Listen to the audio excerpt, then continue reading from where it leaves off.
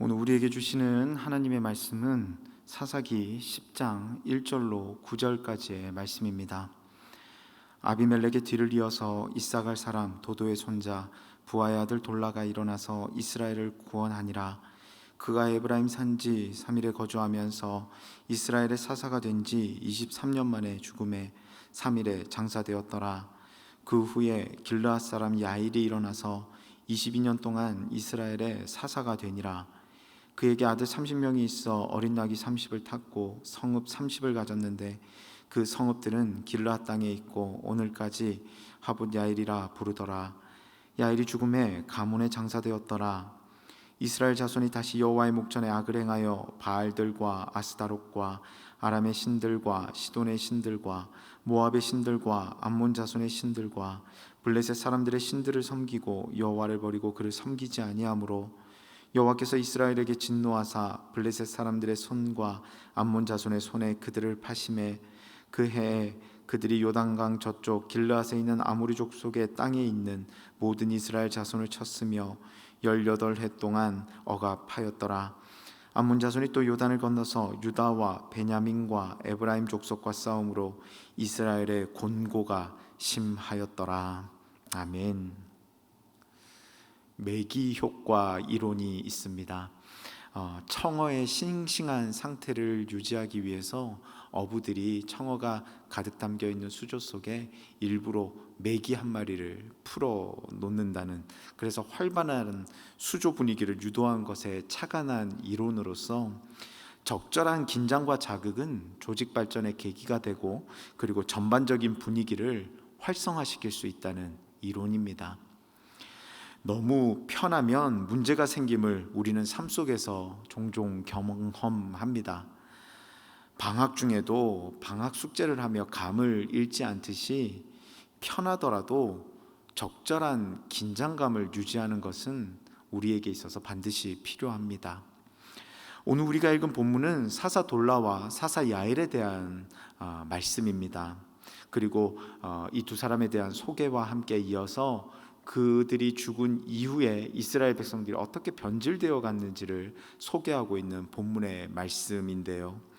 기드온과 그의 아들 아비멜렉에 대한 이야기가 끝난 후 사사 돌라와 야일이 등장하는데, 이 사사 돌라는 에브라임 산지 3일에 거주하면서 23년간 사사의 일을 감당했으며, 이어서 등장한 사사 야일은 30명의 아들을 둔 사람으로 길르앗 땅에서 12년 동안 이스라엘의 사사로서의 일을 감당했다고 오늘 본문은 설명하고 있습니다.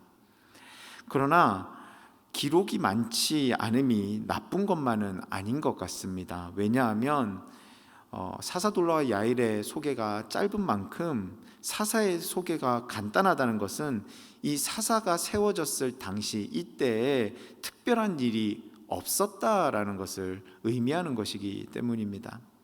이를 통해 생각해 볼 때 사사돌라와 사사 야일이 사사로서의 역할을 감당하던 근 40년의 기간 동안 이스라엘에게 있어 평탄하고 무난하며 안정적인 시기가 경험되어 갔습니다.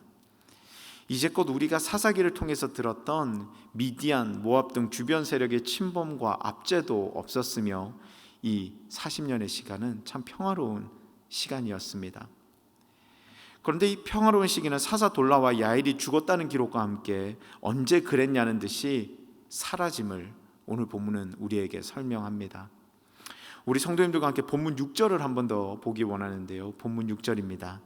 이스라엘 자손이 다시 여호와의 목전에 악을 행하여 바알들과 아스다롯과 아람의 신들과 시돈의 신들과 모압의 신들과 암몬 자손의 신들과 블레셋 사람들의 신들을 섬기고 여호와를 버리고 그를 섬기지 아니하므로. 사사 야일이 죽음에 가문에 장사되었더라라는 이 5절의 말씀이 끝남과 동시에 이스라엘 자손이 다시 여호와의 목전에 악을 행하였다라고 오늘 본문은 기록합니다. 평안했는데 40년 동안 잘 지냈는데 왜 이러는 것일까요? 안정적이며 평탄한 삶을 사사 기드온 때부터 생각한다면 근 80년을 평화롭게 평안 가운데 잘 살았는데 이스라엘 백성은 왜 이렇게 또 여호와의 목전에서 악을 행하고 있는 것일까요? 너무 평안했고 평안함으로 인해 긴장하지 않았기 때문입니다. 서두에서 매기 효과 이론에 대한 이야기를 나누었습니다. 이스라엘은 평안했지만 하나님을 믿는 믿음만큼은 놓치지 말았어야 했습니다. 적절한 긴장거리가 없더라도 하나님 앞에 온전하게 살겠다는 긴장감을 가지고 스스로 변질되지 않기 위해 노력했어야 합니다. 풍요와 번영의 시기를 잘 보내지 못한 인물들은 성경 곳곳에도 등장합니다. 대표적으로 솔로몬을 예로 들을 수 있을 것 같습니다. 역대하 9장 20절입니다. 솔로몬 왕이 마시는 그릇은 다 금이요 레바논 나무 궁의 그릇들도 다 순금이라 솔로몬의 시대에 은을 귀하게 여기지 아니함은. 솔로몬이 얼마나 풍요를 누렸던지 금과 보석이 너무 흔했고 은은 축에도 끼지 못할 정도로 흔한 것이었다라고 성경은 기록합니다. 이처럼 풍요롭고 풍족했던 솔로몬, 그런데 그 솔로몬의 이후의 삶은 몰락의 삶으로 계속해서 추락해 갑니다. 열왕기상 11장 9절부터 10절을 보시죠. 솔로몬이 마음을 돌려 이스라엘의 하나님 여호와를 떠남으로 여호와께서 그에게 진노하시니라. 여호와께서 일찍이 2번이나 그에게 나타나시고 이 일에 대하여 명령하사 다른 신을 따르지 말라 하셨으나 그가 여호와의 명령을 지키지 않았으므로 평안함에 잠식되어 외부의 긴장감과 하나님이라는 긴장을 놓치기 시작함과 동시에 그는 죄 가운데 빠져들기 시작했음을 성경은 분명히 기록합니다. 본문의 이스라엘 백성들 또한 잊지 말았어야 합니다. 사사가 그들에게 세워져 있다는 사실만으로도 그들은 긴장했어야 합니다. 하나님께서 보내신 사사와 함께 믿음을 견제해야 함을 잊지 말았어야 합니다. 그래서 평안의 때라도 40년 동안 어떠한 일도 없고 침략도 없고 고통도 없었을지라도 적절한 긴장감을 가지고, 아니 오히려 하나님을 향한 제사와 예배 시선에 더욱 선명함을 추구했어야 합니다. 그러나 그렇지 못했기에 사사가 죽자마자 가나안의 신 바알과 아스타롯만이 아닙니다. 동쪽 아람의 신, 북쪽 시돈의 신, 남쪽 모압과 암몬의 신, 그리고 서쪽 해안 지역 블레셋의 신까지 동서남북 세상의 우상이란 우상은 다 데려다가 섬기는, 하나님이 가장 싫어하시는 죄를 짓고 있음을 보게 됩니다. 이는 이스라엘 백성이 평안의 때에 적절히 긴장하지 않고 살았음을 증명하는 것입니다. 본문과 함께 오늘을 살아가는 우리들을 되돌아봅니다. 코로나로 어려움을 겪고 있는 우리들이지만 한편으로는 신앙생활이 이만큼 편했던 적도 없었던 것 같습니다. 주일 아침에 여유가 생겼다고 기뻐합니다. 주일이 이렇게 길었냐며 감탄합니다. 헌신과 봉사의 자리가 줄어들었음에도 어떠한 긴장도 없습니다. 편안함이 능사는 아닙니다. 편안함에서도 적절한 긴장감을 유지하는 것이 바로 능사입니다. 올바른 것입니다. 환경이 바뀌었을지라도 하나님의 뜻 안에서 살아가며 하나님의 말씀 안에서 살아가는 것이 필요한 것입니다. 물질적 풍요, 지위의 평안, 가족의 평안, 건강의 평안, 신앙의 평안 등 모든 것이 감사할 이유이겠지만 감사와 함께 평안할 때 적절한 긴장과 그리고 하나님을 향한 시선이 필요함을 우리는 기억해야 합니다. 그래야 여호와의 목전에서 악을 행하지 않을 수 있기 때문입니다. 사랑하는 성도 여러분, 본문에 등장하는 이스라엘 백성과 달리 평안의 때에 더욱 하나님을 바라보며 영적 긴장감을 놓치지 않는 저와 여러분의 삶이 되시기를 주님의 이름으로 축원합니다. 그리하여서 하나님 안에서 온전한 평안의 은혜를 누리기에 부족함이 없는 저와 여러분의 삶, 감사와 감격이 있는 이끄시는 하나님을 경험하는 저와 여러분의 축복된 삶이 되시기를 주님의 이름으로 축원합니다.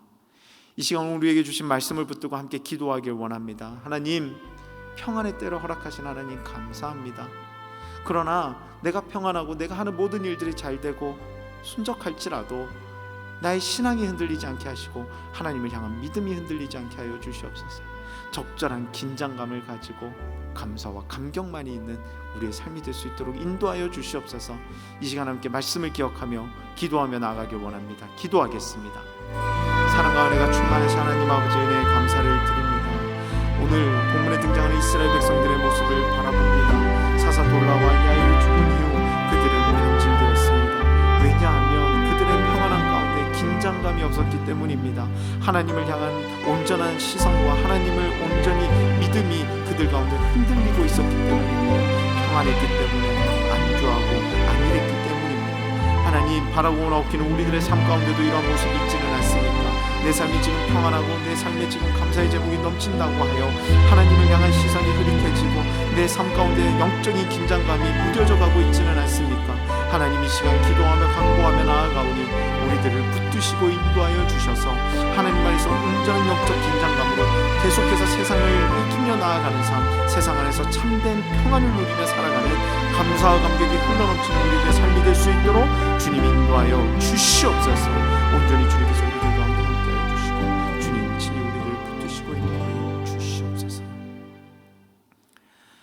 이제는 우리 주 예수 그리스도의 은혜와 하나님 아버지의 극진하신 사랑하심과 성령님의 감화 감동 내주 교통하심이 평안함을 허락하신 주님께 감사의 영광을 돌릴 뿐만 아니라 평안함 가운데서도 연약한 나의 모습을 인정하며 하나님을 향한 믿음이 흔들리지 않는 영적 긴장감을 유지하며 나아가 더 큰 은혜를 누리기를 소원하는 사랑하는 우리 성도님들의 머리 위에와 이들의 사업과 가정과 건강과 꿈과 비전과 그 모든 것들 위에 이제로부터 영원토록 함께 하시기를 간절히 축원하옵나이다. 아멘.